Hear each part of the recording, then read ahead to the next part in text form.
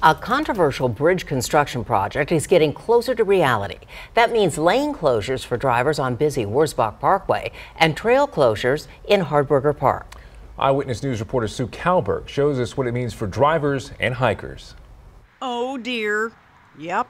Hardberger Park's permanent residents are on the move as dirt is finally turning on an ambitious project years in the making. It's unique in a couple of ways. The 300-plus acre park is currently cut in half by speeding traffic on Wurzbach Parkway.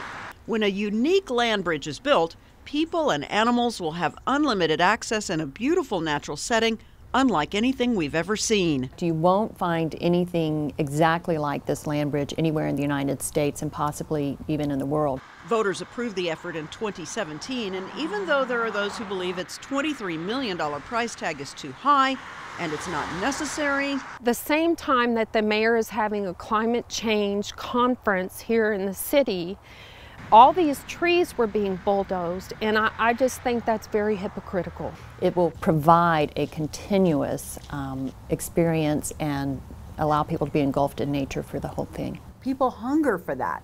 They do. They absolutely do. They say Wurzbach Parkway will have limited lane closures and most of the park trails will be open most of the time.